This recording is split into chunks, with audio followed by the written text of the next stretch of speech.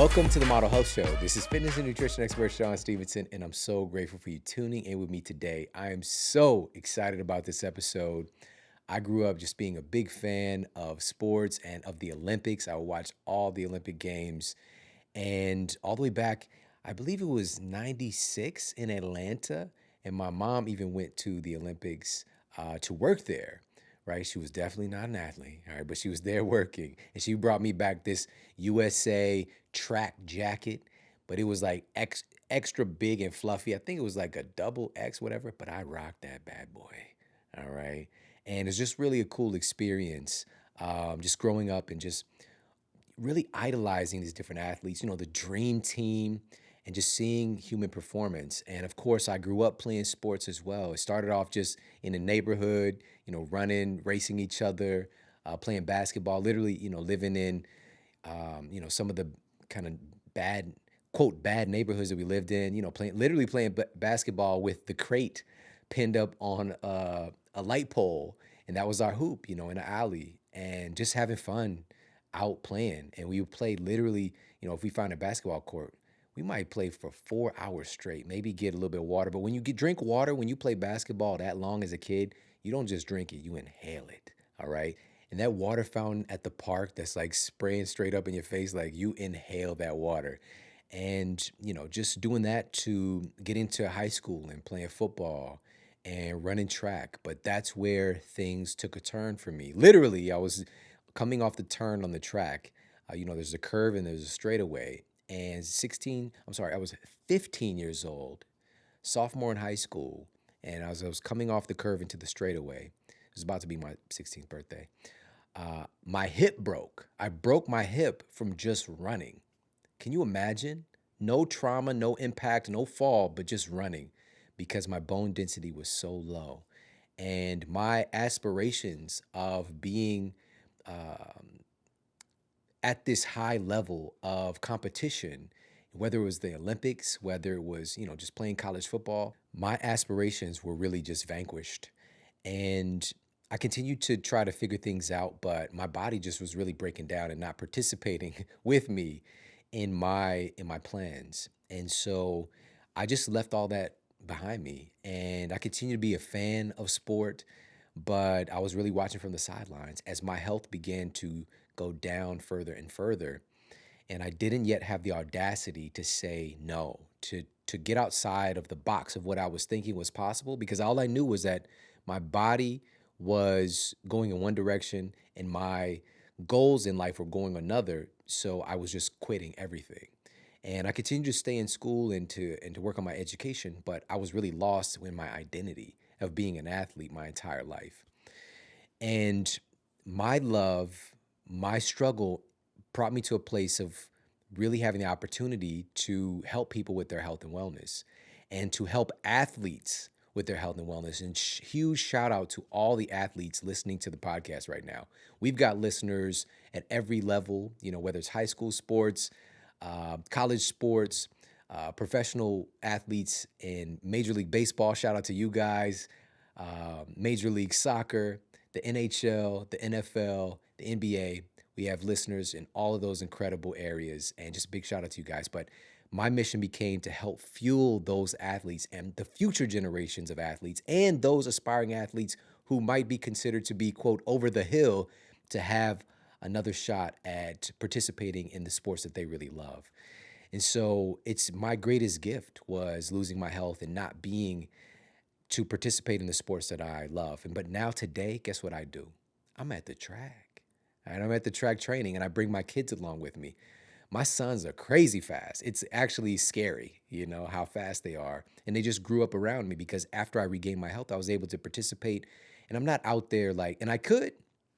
I was actually running track a couple weeks ago, and there's this fella there. I'm gonna call him a fella.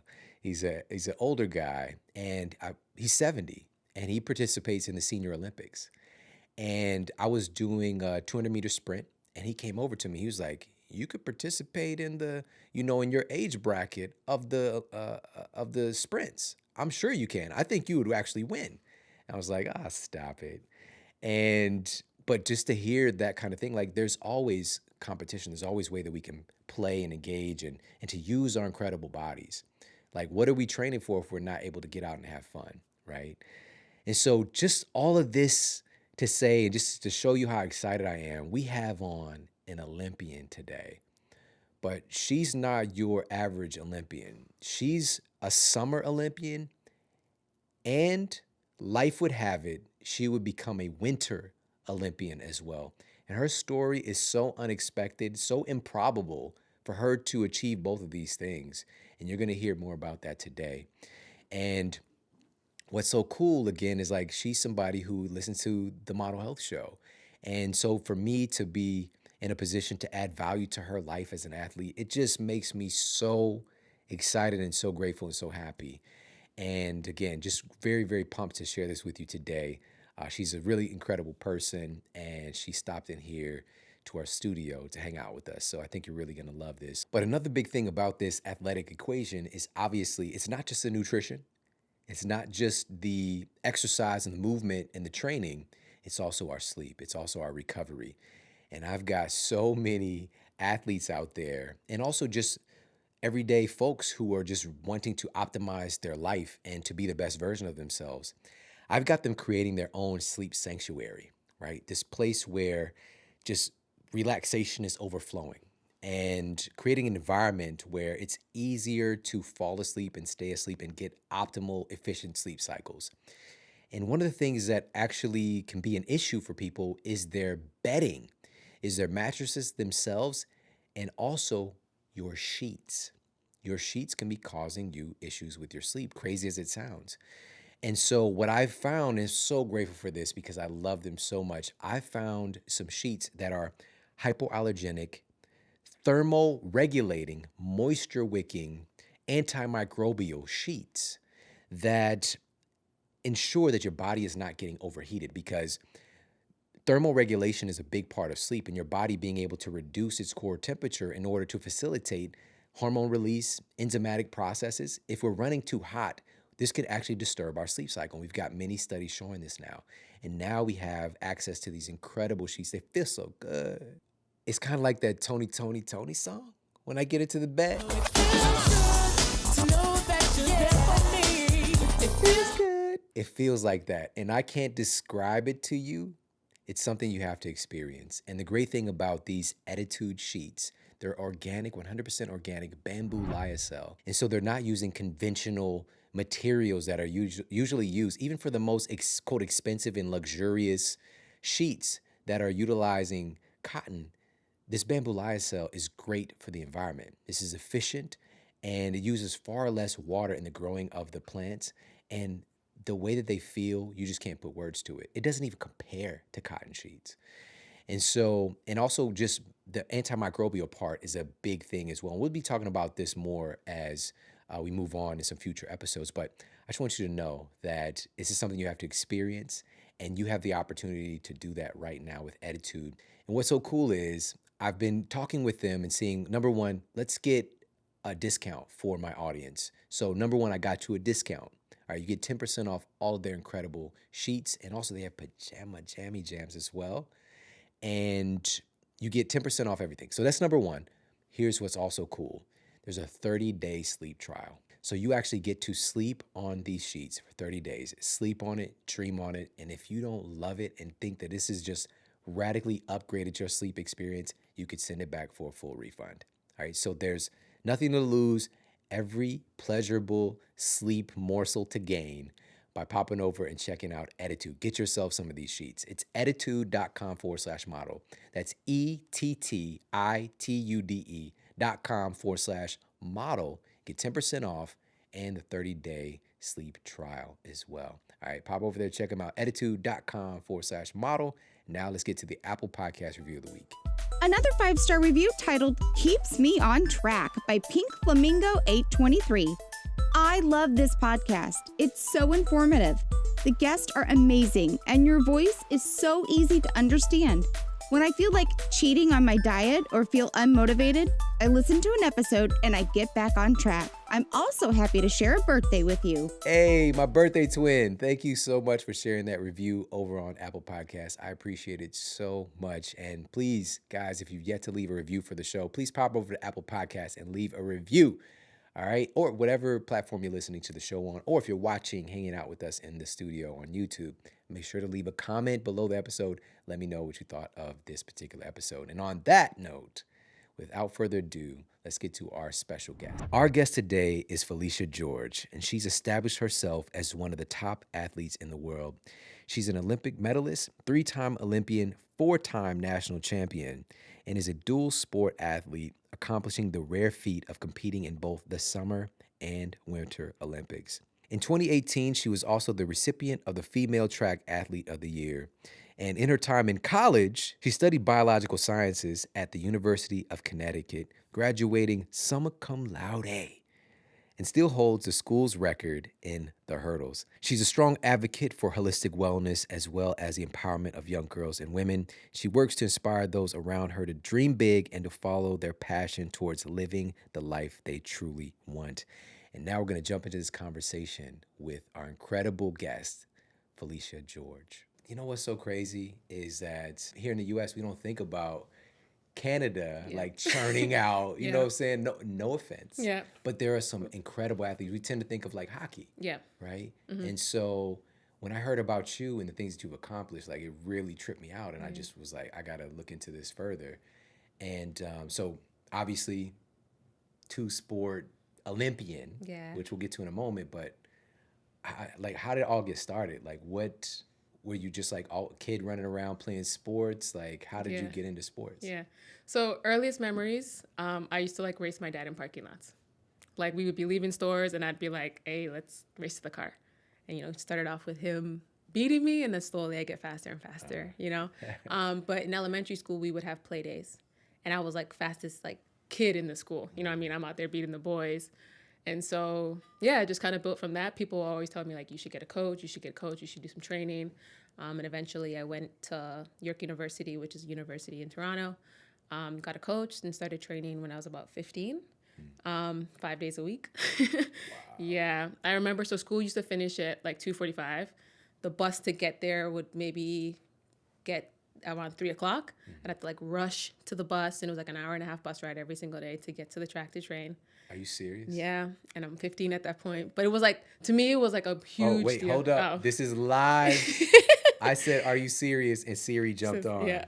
I love you, Model Health Show audience. It happens to me all the time because I say serious. Yeah. She's like, what's up? As you were saying.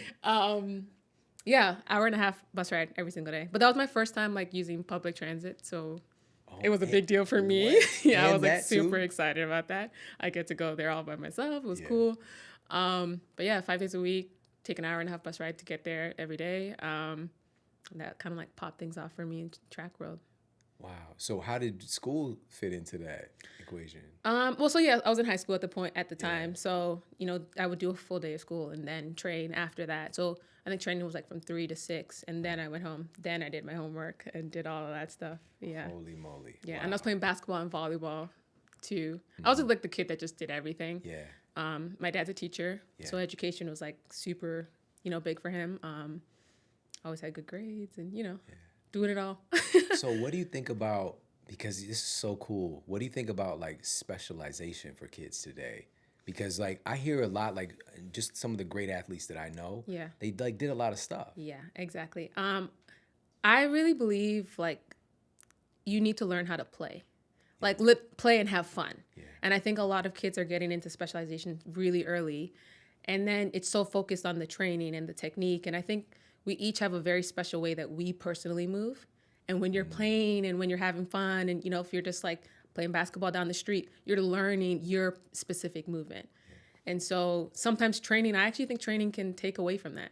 Because you start to think too much and you're trying too hard, as opposed to like letting your body like flow and find that. So it's like finding the right cues. But yeah, I think I benefited from doing a bunch of different stuff. And then I didn't really specialize on track till I went away to university. Yeah. And then I did bobsleigh later on. So yeah. Wow. So, and that's, you came for university here in the States. Yeah. So that was UConn, right? Yeah, went to University of Connecticut. So Huskies. what prompted that decision? You know what? I always wanted to go away to school in the U.S. Like you were saying, it's more competitive here. It's way more people, and so it's a more competitive environment to be in. And also, in Canada, they don't offer full athletic scholarships, whereas there was an opportunity to get my education paid for. So I was like, and I'm a twin, so What? I have a I'm twin like, brother. no, Yeah. no, what? Yeah, I have a twin brother. So it was like, hey, we're going to be going to school at the same time. So I was like, let me help my parents out, get that paid for. And Nice. so, yeah, I knew to kind of take myself to the next level, I needed to be in an environment where you're competing against the best. Yeah. And put myself in a situation where I'm not just, the only good person, so that's why I'm doing well. Putting myself in a situation where everybody's just as good, and you got to kind of find that next level to take you to to get even higher. Yeah. That's something I like work to communicate with my youngest son. Yeah. Because he likes being the best at everything, of course. And I just shared this with him the other day. Like, if you want to continue to get better, he's just like, we go to the track and train. We've been doing this since he's a little kid. Yeah. Like, it's just something we do. Like, at least, on a Saturday, we'll go as a family. But the other day, he was like, I'm already fast. Yeah. Like, I'm just I don't like, need nothing. I'm good. I was like, B, don't you want to, you could be the fastest kid. He's like, I'm already Yeah. the fastest kid in my Yeah. school. Yeah. And I'm just like, this is a big call to, like, you need to work, because this is the thing. He doesn't like running against, like, his brother Right. or me. When he can lose, he could potentially, Right, yeah. right. Yeah. But now yeah. he can beat his mom, Yeah. which is crazy because she's, Right. pretty Yeah. fast, Yeah. But I'm just like, if you work with people who are at or above your level, it makes 100%. you get better. 100%. So Yeah. you believe that too. Yeah. I think, going away to school was probably a bit of a defining moment for me in terms of like really taking my career to the next level. And I think when I left high school, I was a bit of like a soft athlete. So my coach is Jamaican, and he used to tell me that I was soft like porridge. And I actually remember like one of my first hurdle workouts, I couldn't get the technique down or something, and I started crying. And I think back to that, like who I was then, and it was like, wow, I'm like so totally different than that, And so it made me tougher, it made me mentally stronger, it made me more aggressive. It taught me how to compete. And same thing when we're all talented, and I go away to school and everybody's on scholarship, everybody's talented. Yeah. What are you going to do to make yourself stand out at that point? And so that's when like the mental part of, sport comes in, and being willing to like stay back and do a little bit more work. And so it just taught me so much. And I feel like that put the like framework for me, like continuing past that. Yeah. Wow. That's great. Yeah. Soft like porridge. Yeah.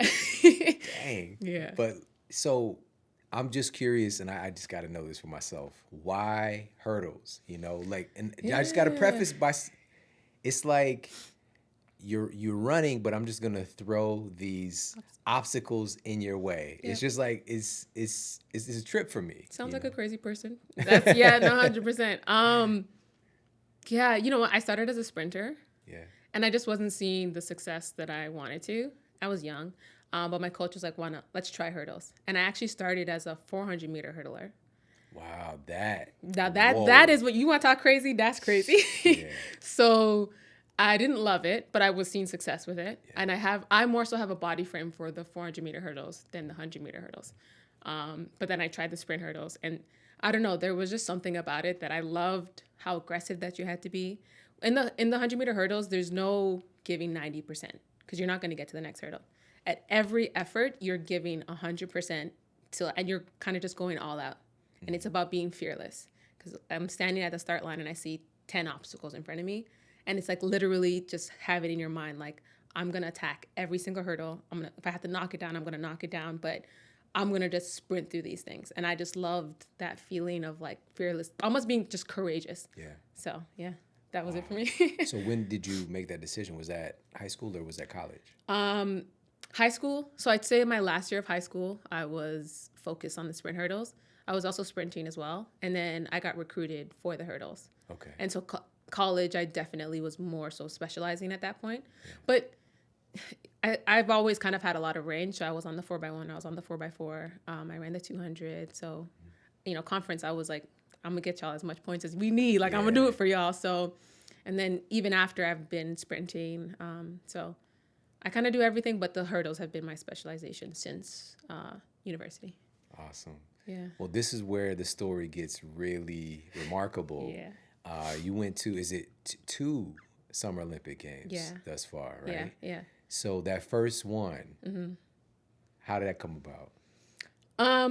So it's actually pretty interesting. So through university, I was like getting better every single year. But in my last year, I still wouldn't say that I was an elite hurdler. So there's this number. So 13 seconds is kind of the barrier to break into being elite. So at that point, I was running 13:39. And basically, if you're not running under 13 seconds, you're kind of like not really, elite. But I had this dream of like going to the Olympics. And so I decided to continue. And then in 2011, which was my first year out of university, I had this huge breakout year. And then I ran 12:73, made my first World Championships team, made the finals at World Championships. And then kind of from there, it was like, okay, I'm like one of the best in the world. And then 2012, started training, made my first Olympics. Wow. Yeah. Like childhood dream literally realized. Yeah. Yeah. Oh my gosh. Yeah. And so where was the 2012 Olympics at? London. London. It was so dope. It was actually amazing. They did an amazing job. 66,000 people in the stadium pretty much all the time. Usually for an Olympics, there's a morning session and then an evening session. Evening sessions are usually packed because it'll be finals. In London, morning sessions were like packed. Like you walk in the stadium, like all of that, So yeah, really cool experience. Wow. Yeah. Oh my gosh. And so how was that experience for you overall? I mean, it already just sounds amazing. Like just, again, dream fruition. Yeah. So what was the overall experience like? I mean, I think to me it was just amazing. You're going to the Olympic Village. There's literally people from all over the world. Yeah. And I mean, we talk about sport and the power of sport to really unite people and really understanding like here's someone who's from Japan or here's somebody who's from Spain, and they probably understand the things that I go through more than some of my family members. I just thought that was like such a unique experience to do that.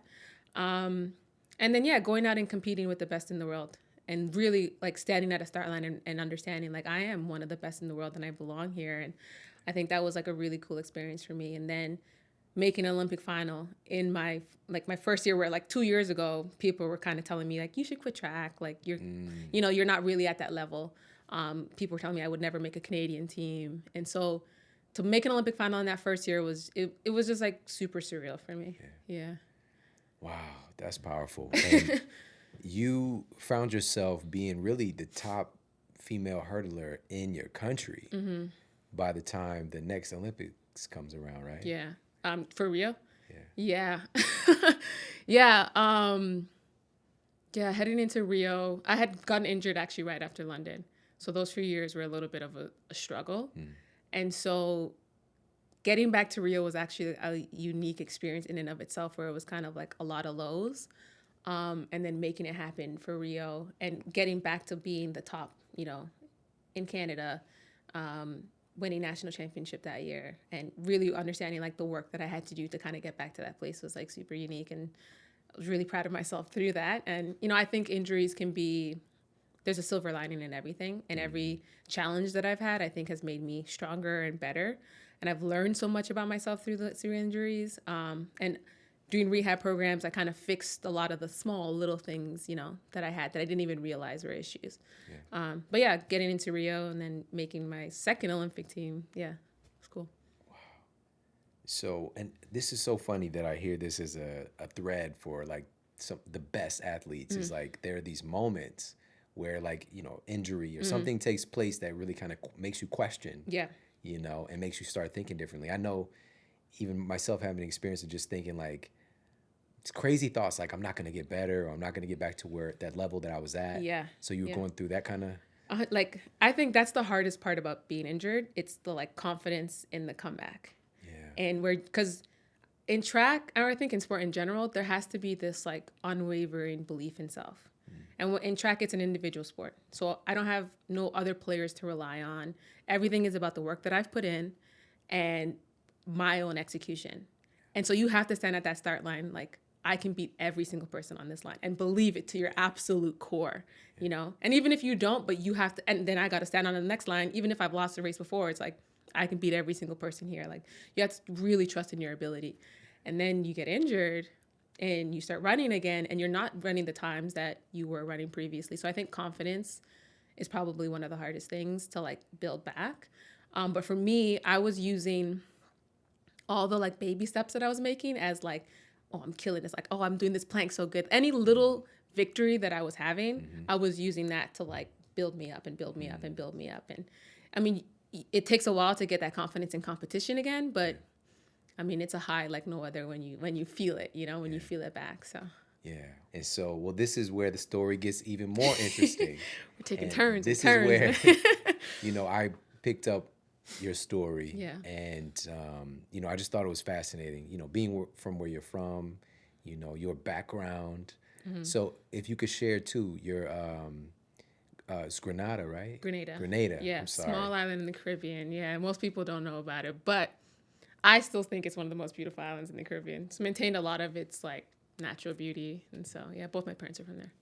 So Grenada, Yes. but Grenada's in Spain. Yes. Okay, but from Grenada, Yeah.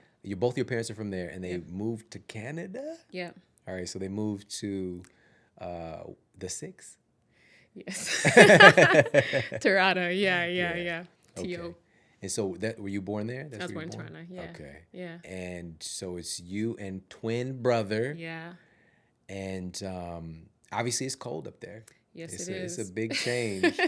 100%. Yeah. So you've been around cold weather, but you weren't necessarily doing cold weather sports, though. No, I'm a lover of all things summer, for sure, for sure. So yeah. Yeah. So this pivot that just very interesting, dynamic, unexpected, you end up bobsledding, Yes. right? And just to kind of, if people don't know the story, I'll just highlight what's coming, but you end up going to Olympics, the Winter Olympics, Yeah. not just the Summer Olympics, but the Winter Olympics as well. Yeah. And first of all, I'm like, how? Yeah. Like, how did that idea come up in the first place? Yeah. So it's so funny. Like right after Rio Olympics, I had a Twitter message waiting for me, and it was one of the Canadian bobsledders, and she was looking to recruit, people for the next Olympics, and her coach coached track and field as well, and so they had seen me, and they're like, I think this girl could be really good at bobsleigh, and so they were like, would you be interested in coming out? And honestly, at first, it was like literally like, nah, I'm good. Like like I said, like I just finished. I was top 8 in the world. It just didn't really seem like I needed to make a switch like that. And that being said, I still couldn't like get the idea out of my head of potentially going to a Winter Olympics. And I'm 100% a person that just likes challenging myself in like really different ways. So for me, it was like really enticing, the thought of like challenging myself in a new way, doing something totally different. So then I eventually was like, you know what, I'm gonna come out and see if I like it. Because at the end of the day, if I go down a bobsled track and I absolutely hate it, we don't even need to talk anymore. Like we could just be like, all right, cool, like forget it. So yeah, in 2017, I think I went out, 2016, I went out to just try and see like, what's it like to go down a bobsled track. And that was an interesting experience. The very first time. I mean, isn't it like a torpedo? Like it's... Man, it's like it's its own experience. Like it's hard to even like verbalize it, but imagine like a roller coaster in some ways mixed with being in a car on a like bumpy road. Yeah, it's like its own funky thing. But like in Whistler, it goes up to 150 kilometers per hour and like 5 G's of forces pressing down on your body. So it's like, it's pretty surreal to go into. And it's like, when I got out there and I'm standing to go at the block to go down, it's like, I have no idea what this is going to feel like, and nobody kind of even really tells you, it's just kind of like, okay, go ahead, do your thing. And the very first time I went down, I wasn't even like sitting in properly. And so I was kind of like, you're supposed to kind of fold yourself over. And I was sitting up kind of upright. And 5 G's of force is pressing down on your neck. Oh my gosh. So I literally, like, my neck was so sore. Like, the next day, like to the point that I'm like, I had to like kind of like hold my like head up, like, cause it was just, I'd never felt anything like that before, you know? And so, definitely interesting experience, but I didn't hate it. That was literally, I was like, I didn't hate this. So I think I can explore this a little bit more. But we had done testing when I went out. They have like a little ice house that mimics the start of a bobsleigh, and my times were really good too. So they definitely saw like potential. So I was like, let's see what we can do with this. Yeah. So there's two people with the bobsled. Yeah. Where were you at? You're the front or the back? At the back. So I was a push athlete. So my job was to get the sled going as fast as possible. And so a 10th at the top can translate to 3/10 at the bottom. So the start is actually really important. So the three things is that the equipment is really important, the start's really important, and then obviously the drive is really important. And so, yeah, my job was to get the sled going as fast as possible. Obviously, I have a background in speed. And so, you know, that was helpful. It was interesting, though, because as a track athlete, the focus is very much on having really fast ground contact times, trying to get off the ground as fast as possible. But when you're pushing something really heavy, you want to spend way more time on the ground to generate force. So I almost had to relearn how to spend time on the ground, because when I first went out there, I was just kind of spinning my wheels. And to me, I was like, I'm killing it. I'm running so fast. They're like, but you're doing nothing. Like, you're not applying any pressure or translating any of that force into the sled. So I had to kind of teach myself how to spend a bunch of time on the ground to learn how to do that. And I had to get super strong. I gained 20 pounds to do bobsleigh. Yeah. Wow, what? Yeah. Wow. Yeah. Because I would imagine you have to be, pretty strong to push that big bathtub Yes. down that hill. Yeah. I mean, that, Yeah. what is it even called? Bobsled. That's like what they call it. So your sled. The track. What is Bobsled that track, and they call it track. Yeah, yeah. That's what was so funny about it too. I'm like, you know, I'm out here on the track, but a different kind of track. Bobsled track. The bobsled track, yeah. So so you shared what was like your first time. You didn't hate it. Yeah, but I was scared. I was super scared my first time going down. I bet. Yeah. I bet that amount of speed and that amount of force. Oh my gosh. Now, so I guess you gave yourself permission to, go out for this. Yeah.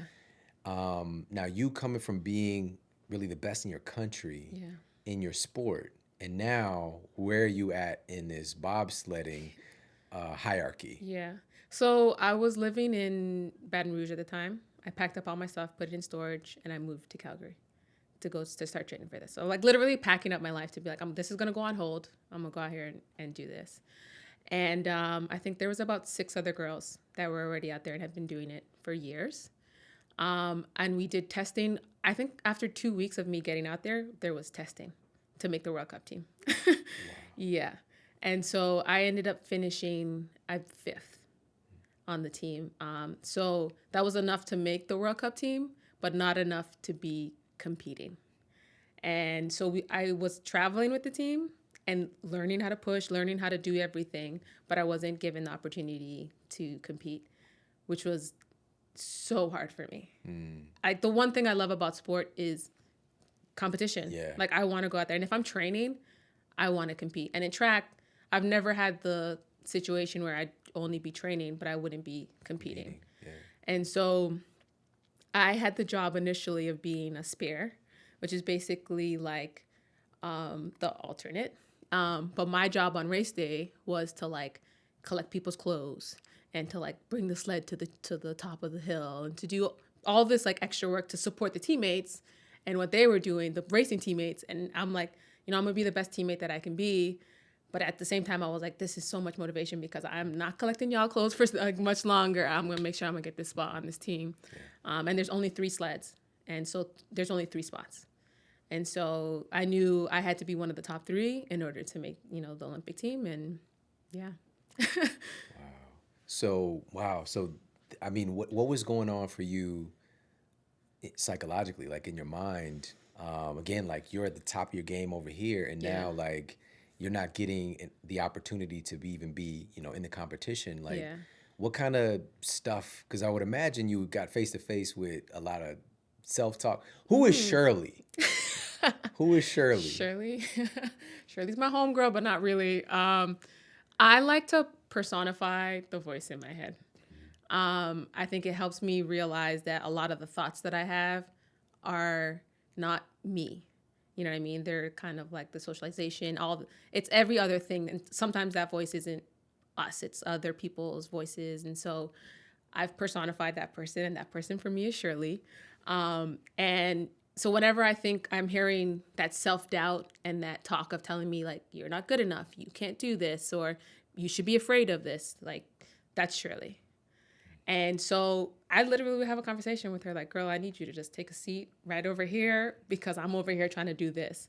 And so, yeah, I think it really helps understanding that those thoughts aren't me and that I'm capable of doing things even if my thoughts are saying something different than that.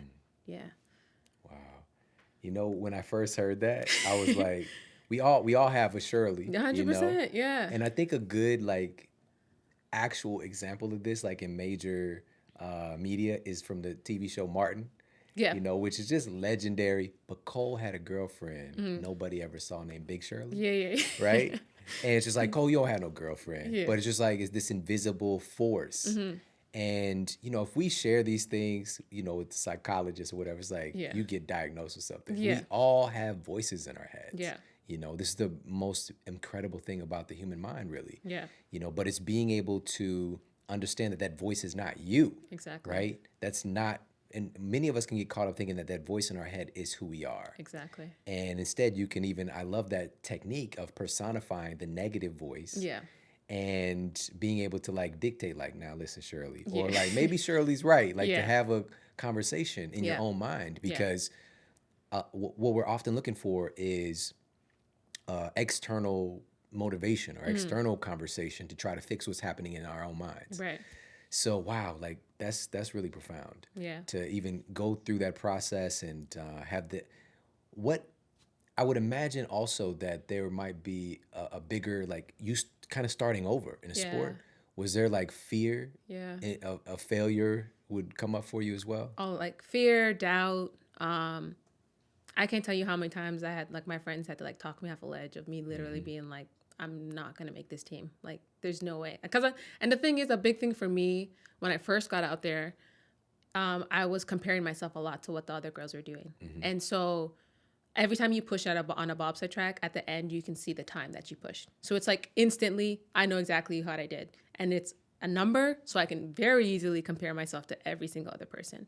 And so I would push.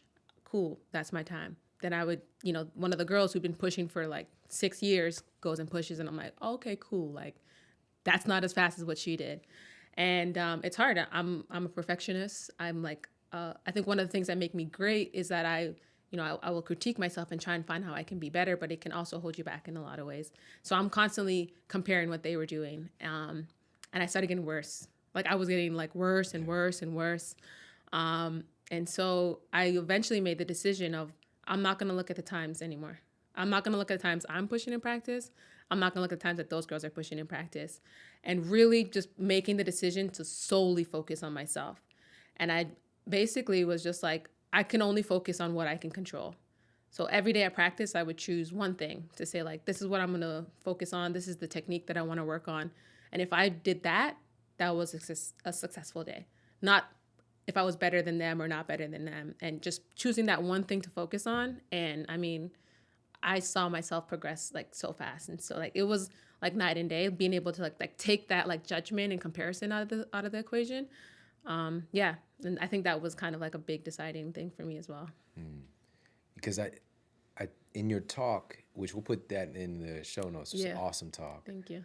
And so this was a TED event, and you were going to quit.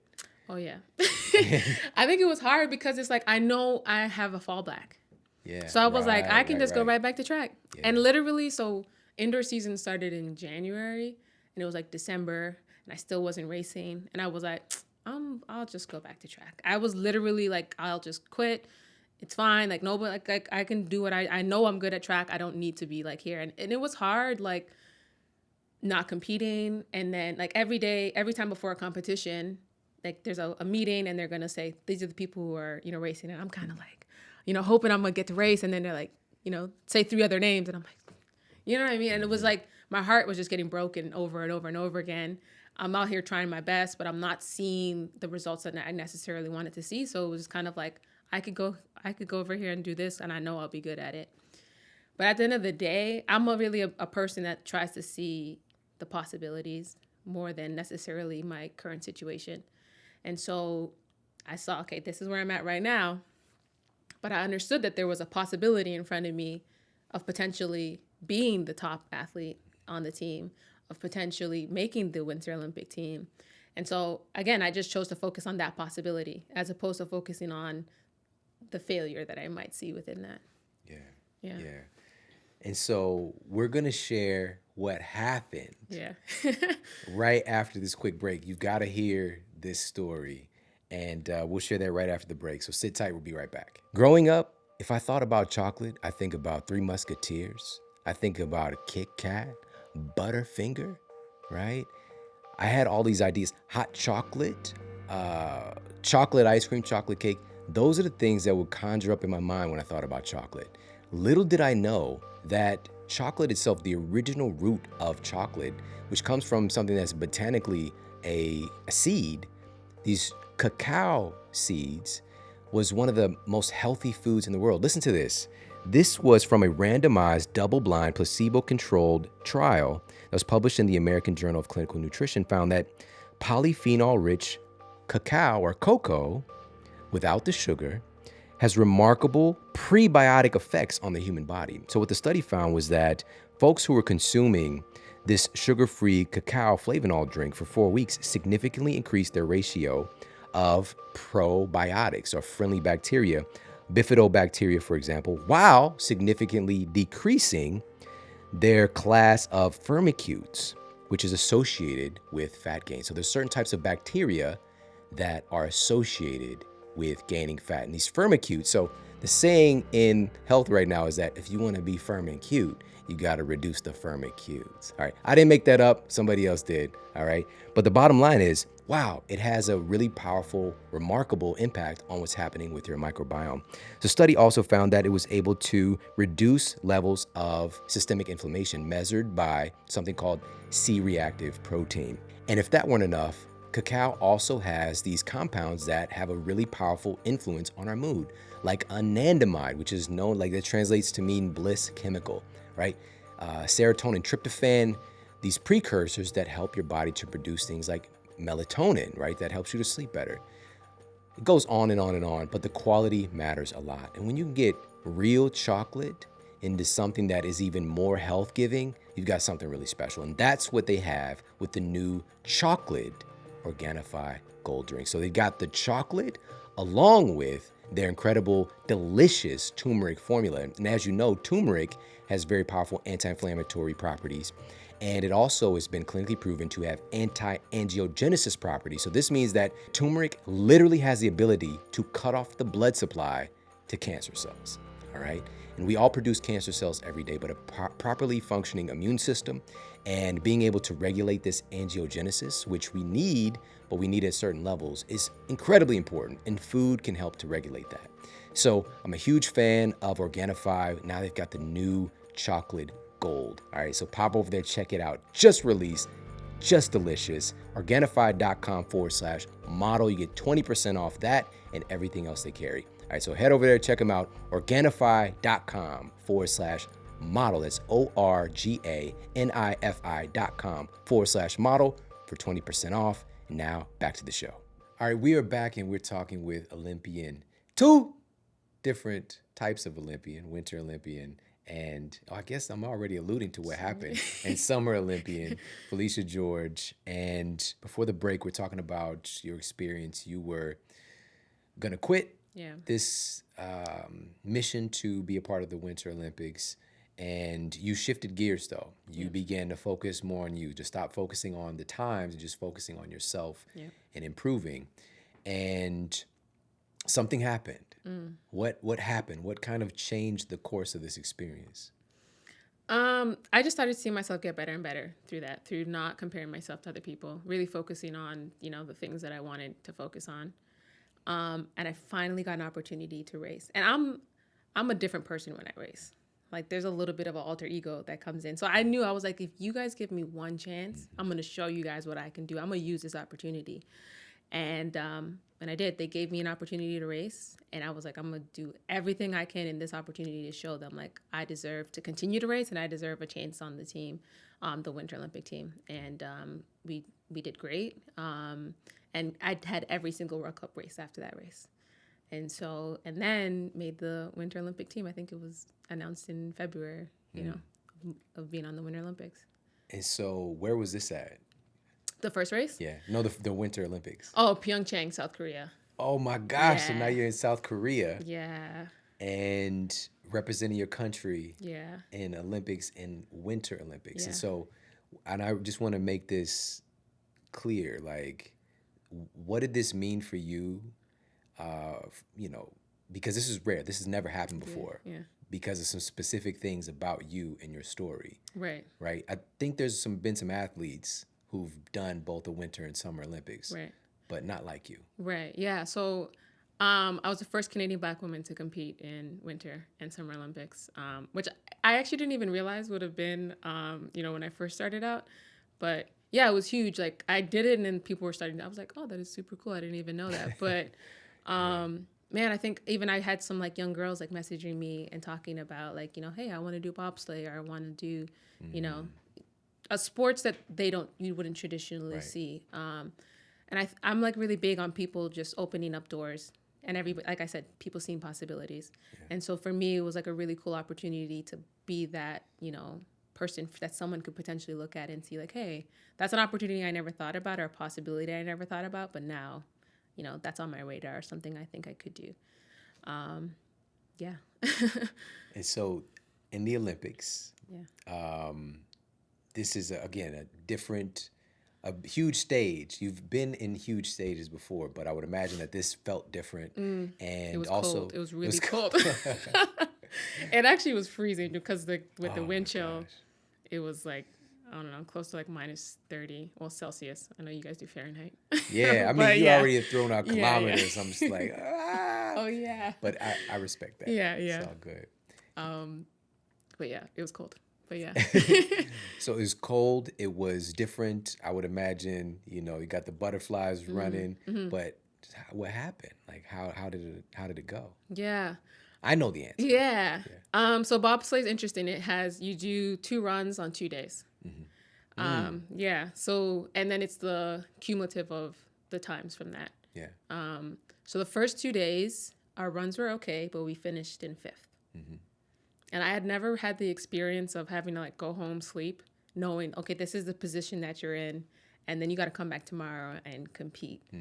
So that was hard. I don't know if I slept that night. Like, just so excited and so like, man, we are in the hunt for a medal, but we got to like really make it happen on day 2. And yeah, day 2 we had 2 amazing runs, and ended up finishing in the bronze medal position. Winning a bronze medal. And I remember, finishing, getting out of the sled and being like, seeing the time and realizing, okay, we won a bronze medal. And I like just started crying. And you imagine those moments and you're kind of like, but when it happens and the emotion is just so raw, it like, to me, that's what I live for, like with sport, like feeling that raw emotion. And it wasn't even so much the like, I won a medal and, that's a level of success or whatever. It was like, I know where I was and I know all the work that I had to put in to get there. And to me, the journey and the process to get to that point and then being like, wow, now I won a medal. And before people were like, she probably won't even make the team was, that was surreal for me. And like, that's what that medal meant for me. Like my willingness to kind of like, be willing to fail, be willing to stick with it, to like put myself out there. And that's what the medal was. So yeah, I'm out there crying, like, but it was awesome. Yeah. Cold. Yeah. And we got them like speed suits on. It was, yeah. So I'm wondering, this is an incredible story. Like it's very unexpected and very rare, but what did the process teach you? Coming from something that was, your comfort zone, something you had done your whole life basically, into this totally new domain. Is there anything, because I think it's like a current human condition, maybe historical, but we desire comfort, Yeah. right? Yeah. And you said that, I think you said like comfort is deadly. Yeah. Yeah. I mean, your comfort zone is great, but like there's danger in staying there. And so I think for me, the biggest thing was understanding the possibilities and embracing uncertainty and being in a situation where you're like, I really don't know what's going to happen here. And there's a lot of bad things that can happen, but there's also so many possibilities. I think if you're uncertain, you have to understand that like there's a horizon of possibilities available to you. And so for me, it was embracing uncertainty and just kind of being fully within that process, and taking myself completely out of my comfort zone. Because comfort routine, you're going to do it over and over again. You know exactly what you're going to get. But I grew so much as a person through that process. So I think another big thing that I learned was patience. Patience through the process, because I started and didn't look like anything was going to happen, but it was me just staying patient and continuing with the process to understand, and then getting to the point where I was at the end. So one of the things that I noticed in your story, and again, watching your talk, which I'll put that in the show notes for you guys, was obviously there's this thread of getting out of the comfort zone, but there's this dirty F word that is involved a lot of times. You're like, what is he talking about? Fear. Yeah, I was you like, know? what? Yeah. That's often involved. He was like, Yeah. what kind of tabloid gossip Yeah. you got, Shawn? But that's involved that, we really kind of shy away from. Yeah. And I think it can obviously be debilitating. So where's your confidence come from? Because I know that you were scared Yeah. in doing this process, but like confidence is such a huge key to success. So Yeah. how did you develop that confidence in this whole different domain? Yeah. Well, I mean, I guess speaking on fear, I think for me, it's understanding that you don't have to be fearless. And I think a lot of people go into situations thinking like, if I feel fear, that's a bad thing. And if I feel fear, I can't continue. And to me, I think it's important for people to understand like pretty much every high performer that you see feels fear at some point. And it's not about being fearless. It's about just having the courage to kind of move forward through it. And to me, I've always tried and have a why that feels just bigger than my fears. And so for me, it was making the Winter Olympics. So when I'm standing at that bobsleigh start line on the block and my heart's beating out of my chest and I want to turn around and leave, I was just asking myself for like 50 seconds, just 50 seconds of insane bravery, because we know what we're trying to do. Like there's a goal that you're trying to get to. So I always have a why that I really, really hold on to in the moments that I'm feeling very fearful, to kind of like take me to that next level. What's that why? I think about this, I call it the space in between. So this is where I'm at right now, and this is where I want to be. And I feel motivated by that space in between, breaking that down to smaller and smaller and smaller till I get to wherever I want to be. And so for me, that was, okay, this is where I'm at now. I want to be a Winter Olympian. And it's like, you can't be a Winter Olympian in bobsleigh if you don't go down a bobsled track. Right. So, you know what I mean? You gotta just, there's steps that you have to take. Yeah. And so for me, it's just making that space in between smaller and smaller and smaller.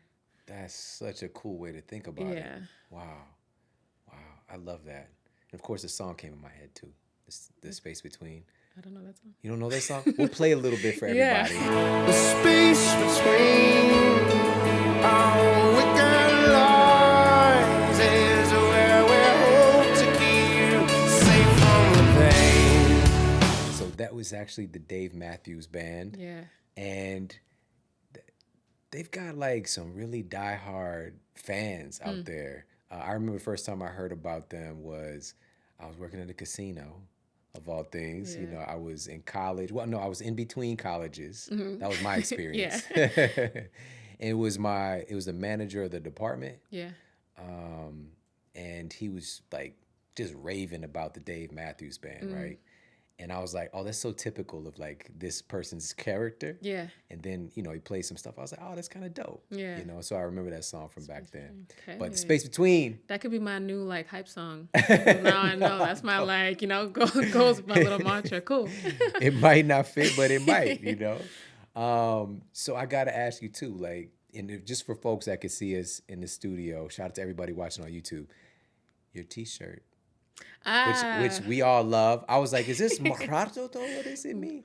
But what is it actually? It's weirdo upside down. And what gave you the courage to rock that shirt? I like being different, and I think there's I like being kind of a little bit outside of what everybody else does, and I think that's a strength. And I think you have to dare to be different. And I think we all have our own little something that's really special about us. And so I try to like really play up on that, Yeah. So I think being a weirdo is actually like a positive thing to say. Absolutely. Yeah. Oh man, I love this so much. Yeah. Man, there's so many things I want to ask you about, but I really want to talk to you about, you mentioned how comfort zone is dangerous, so what is your next uncomfortable situation? So currently I'm transitioning back into track and field. Yeah. Going to make my hopefully 4th Olympic team. But yeah, that's just been an interesting transition back and way harder than I thought it was going to be. But kind of battling back through that. And I think I'm in an interesting situation because I've never had to lose 20 pounds to do track and field. I've never had to reteach myself how to get off the ground. So many different things. Yeah. And so in my mind, the Phylicia that's done track and field for the past, 15 years, she knows everything, but my body isn't responding in the same way. And so it's figuring that out. And it's almost like I'm kind of starting from scratch, so a little bit of that beginner's mind as well, because it's like, I can't rely on having, 4 or 5 years put together to figure out how to get it done. It's how do I get it done with where I am in this present moment, which has been interesting. And I like I said, I love a challenge. And so, I'm interested in, getting myself back to an Olympic final in Tokyo, and not just that, but adding, a summer medal to my winter medal. Yeah.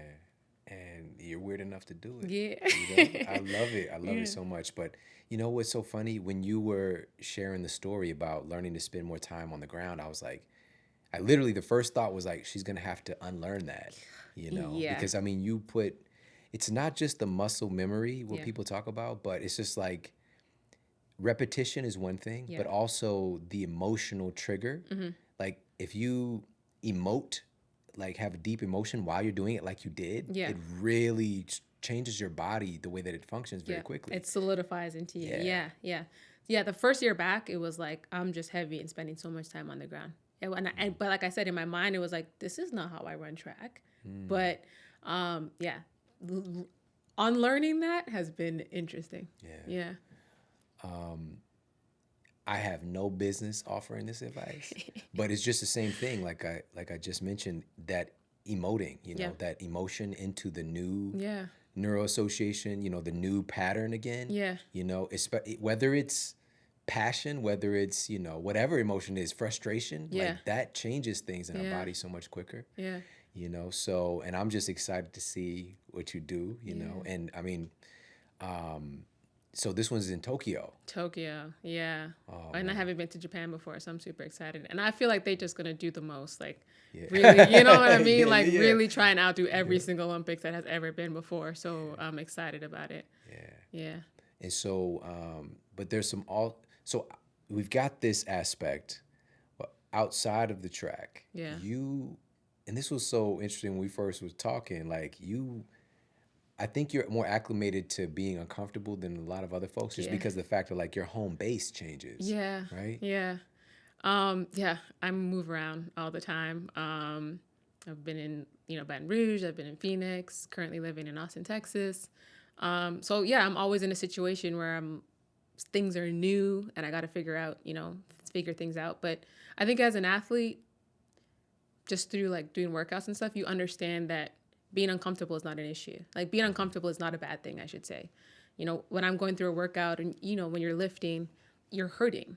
some of the times, or you have a rep and you don't want to do the next rep, but you got to put it in. And so I understand that discomfort is not a bad thing, but discomfort is me growing in some ways. And so, I think it's positive to put yourself in those situations where you got to kind of figure things out. Yeah, I totally 1000% agree. Yeah.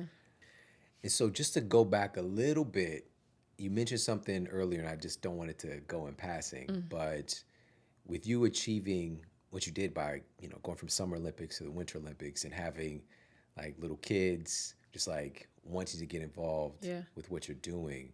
I mean, how does that feel? Like for me, like it comes up with, I think it was Charles Barkley was like, I'm not a role model, whatever. Yeah. But like you are, you Yeah. really are. Yeah. And not just for athletes, but also for women, Yeah. also for women of color. Yeah. And so what does that mean to you? Yeah. No, I take that super serious because I am a role model.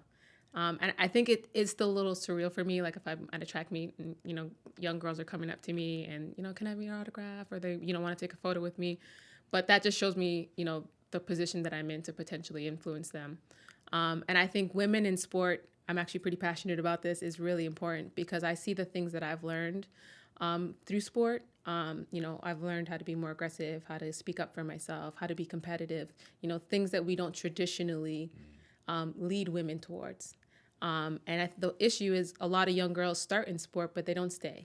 And in high school, they stop playing. And, there's other things that become more important. And I think they're missing out on a lot of positive things that they could be getting. And it's not to be a professional athlete per se, but there's life skills that they could be learning. And so if I can be that person that a young girl is going to look toward and say, hey, she's super cool and she's doing sport and she's doing this, and they're encouraged to be in sport because of that, like that's really important for me because I know that that's going to make them better people, better, well-rounded people. And so, I mean, I really relish the opportunity to be a positive role model. And I think it's super important that young girls have someone to look at. Yeah. I know that you're in process and this story is still unfolding, this part, Yeah. With you being like a world-class athlete, which is just amazing. Like you're sitting here with me right now. I'm just like catching the vibes off of you. But if we can fast forward a little bit, maybe 10 years, like you've got also a gift, like your story in of itself and just these insights and these small lessons. Like I know that you're going to expand on them because they're like really vital messages built into this. So what do you see yourself doing? I mean, are we going to be looking out for, I don't know, you come into our town and speaking or like some books? Like what do you see on the horizon? Yeah, both of those things. After doing, that TED Talk or that TED event, I realized I can maybe have a little bit of a knack for speaking. And so I definitely would want to be doing more speaking. And I think in sport, it's a competition, it's a game or whatnot. But there's, like I said, there's so many life lessons to be learned. And so I'm excited to potentially be sharing those lessons that I've learned through sport with people. And I think, when people hear me speak, they've kind of said like, it really resonates with them. And so I think it's cool to have an opportunity to give people a different way of thinking of things. And I'm a writer. And so I'm really excited about potentially writing some books. I have actually something in the works right now. I don't think I told you about that, but so, getting into writing and kind of putting my stories down. And I think the way you think kind of dictates the way you see the world. And so, like I said, giving people alternative ways to think and understanding that their thinking affects what they can do. And I think that's very empowering. And so giving people that power. So I'm excited, speaking, writing, and then mentorship. That's also a really big thing for me. I think as an athlete, I've learned a lot. And I would love to give younger athletes the knowledge that I have now so that they don't have to make some of the mistakes that I've made, and maybe give them like a better starting point than I had. I love that so much. Yeah. So is that something that played a big role for you? Mentorship. Yeah. Yeah. I mean, I think that's a reason why I want to get into it, because it's like I was so fortunate for the amount of coaches that I've had that have really like poured into me and spoke positivity to me and told me like, you can be the best in the world when I couldn't see that. And then just having other older athletes as well kind of give me the ins and outs. You have to make your own mistakes, but at the same time, giving someone a platform that they don't got to make all the mistakes. Yeah. I love it. All right. So action steps now. Obviously, like your journey, we want to go with you on this. So where can people connect with you? online, like social media, that kind of stuff? So I'm most active on my Instagram, and it's just at Phylicia George. My name is spelled Phy, which is funky, and most people don't know that. But yeah, Instagram is my biggest, and I try to document my like journey as much as possible. And I actually am really going to work on putting something together in terms of the lead up to this Olympics, putting something more regular stuff out. So yeah, follow me on Instagram. I'll be out there. I have a website as well, and Twitter a little bit. Awesome. Yeah. I love it. Yeah, I mean, same here. Yeah, Like I'll throw out some random ideas Yeah.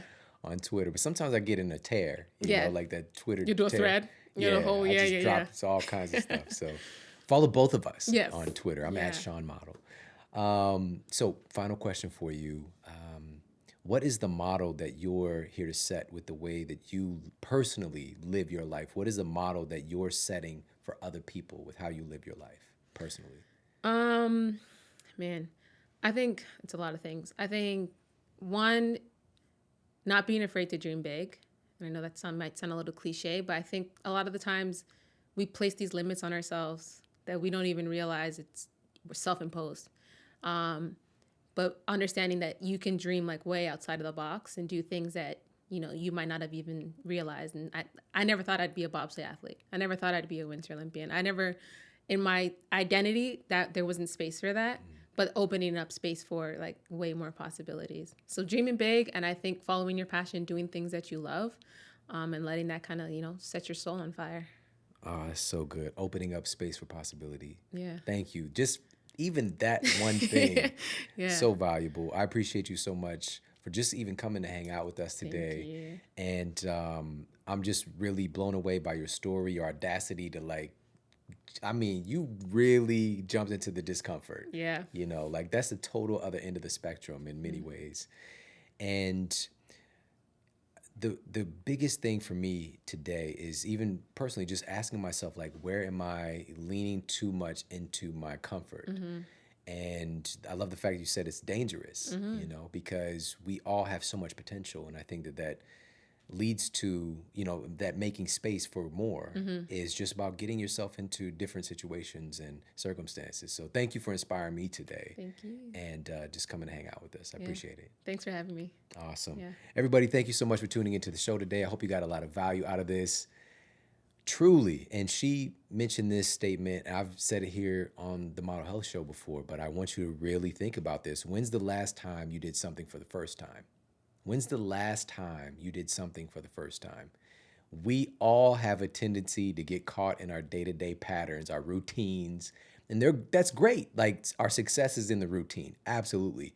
But our success can also be imprisoned or limited by our routine and the sameness.